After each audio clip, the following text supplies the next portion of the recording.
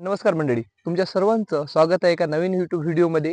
आज आपण बघणार आहोत की कशाप्रकारे आपल्याजवळ जर 1 वर्ष, 2 वर्ष किंवा 3 वर्षाची जर संत्र्याची बाग असेल आणि आता या जून महिन्यामध्ये तुम्ही जर कटाई केलेली असेल, काही शेतकरी मंडळींनी कटाई केलेली सुद्धा नसेल, तरी सुद्धा आपल्या बागेमध्ये तुम्हाला जे नवती फुटणं म्हणतो, म्हणजे नवीन जे पालवी आपल्या संत्र्याच्या झाडाला फुटते, जसं तुम्ही माझ्या पाठीमागे बघू शकता झाडाला पालवी फुटलेली आहे चांगल्या प्रकारे. ही जर पालवी फुटली असेल तर हा व्हिडिओ तुमच्यासाठी आहे.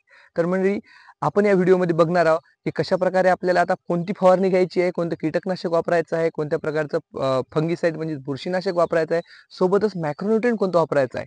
हे सर्वांची इत्थंभूत माहिती तुम्हाला आपण या व्हिडिओमध्ये देणार आहोत. तर मंडळी, मी सुतीक्ष्ण धोटे आणि आपण बघत आहात इंडियन फसल. तर मंडळी, तुम्ही माझ्या पाठीमागे बघू शकता हा बगीचा आहे. हा बगीचा साधारणतः 2 ते 3 वर्षाचा बगीचा आहे. आता या जून महिन्यामध्ये सर्वत्र आपल्याला माहित आहे की नवीन पालवी फुटणं चालू होते. आता पालवी फुटण्यासोबतच याच्यावर रोगांचा प्रादुर्भाव सुद्धा म्हणजेच कीटकांचा प्रादुर्भाव सुद्धा येणंच तेवढ्याच ताकदीने चालू होते.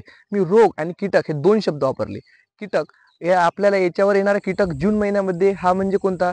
सुरडा मोह अळी या नावाचा कीटक याच्यावर आपल्याला दिसतो.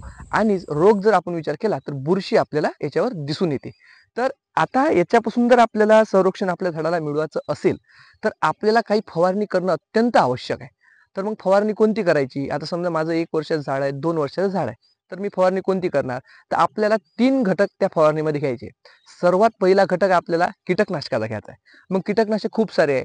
आपल्याला योग्य रीतीने आणि स्वस्तामध्ये आणि जे उपचार पाहिजे ते जर करायचं असेल तर तुम्हाला कीटकनाशकामध्ये इमिडाक्लोप्राइड घ्यायचं आहे एक. याच्यानंतर यासोबत क्लोरोपायरिफॉस किंवा इमामॅक्टिन या 2 पैकी इमिडाक्लोराइड सोबत एक घटक घ्यायचा आहे. हे झालं आपलं कीटकनाशकामध्ये. त्यानंतर आपल्याला बुरशीनाशकामध्ये आपण ट्रायफिनॉइट म्हणजेच काय, रोको आपल्याला जे बुरशीनाशक अवेलेबल आहे ते आपण घेऊ शकतो. तर रोको काय आहे? सिस्टमिक फंगिसाइड आहे. तर सिस्टमिक फंगिसाइड म्हणजे काय? तर हे जे बुरशीनाशक आहे हे काय करते? झाडाच्या पानांमधून झाडाच्या पूर्ण भागामध्ये पसरते. फक्त पानावर जर आपला स्प्रे जरी फक्त पानावर जरी गेला असेल तर त्या पाण्याद्वारे ते पूर्ण झाडाच्या अवयवात ते आपलं बुरशीनाशक जाते आणि चांगल्या प्रकारे बुरशीपासून आपल्याला संरक्षण देते. त्यानंतर तिसरा जे घटक आहे ते म्हणजे आपल्याला मॅक्रोन्यूट्रिएंट वापरायचं आहे. मग मॅक्रोन्यूट्रिएंट कोणतं वापरायचं? कोणतंही मार्केटली अवेलेबल असणार तुम्ही मॅक्रोन्यूट्रिएंट मारू शकता. हे झाले आपले फवारणी.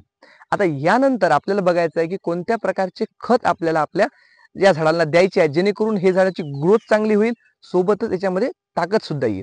पण त्याच्या आधी तुम्हाला हे गोष्ट माहिती आहे का? जर तुम्ही आता 1 वर्षात झाड आहे, 2 वर्षात झाड आहे. आता हे तुम्ही जे झाड आहे हे झाडाची जे या झाडाला जे विषाणूंची लागवण होते किंवा या झाडावर जे कीटकांचा रोगांचा प्रादुर्भाव होते, हे सुरुवात कुठून होते? हे सुरुवात होते आपण ज्या नर्सरीमधून झाडं सिलेक्ट करतो, ज्या नर्सरीमधून आपण रोपे विकत आणत असतो, त्या नर्सरीपासून याची सुरुवात होत असते. तर माझी सर्वांना आता पुढच्या महिन्यामध्ये किंवा त्यानंतर आपल्याला झड लागल्यानंतर आपण सर्वजण रोप आणायला जात असतो शेदुर्जना घाटला.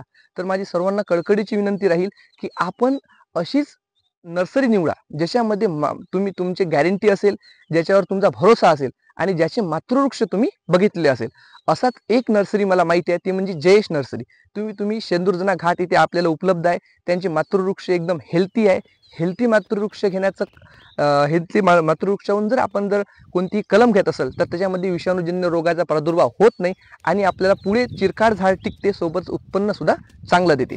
तर या प्रकारे आपण आपल्याला रोपवाटिकेतून रोपांची निवड करायची आहे. त्यानंतर आपल्याला सोबतच तुम्हाला या नर्सरीमध्ये फक्त संत्राच नाही तर तुम्हाला आंब्याची सुद्धा कलम मिळेल, मोसंबीची कलम मिळेल आणि जशा प्रकारे तुम्हाला कलम पाहिजे, आपण आपल्या इकडे म्हणतो की आपल्याला डबल फटका कलम पाहिजे.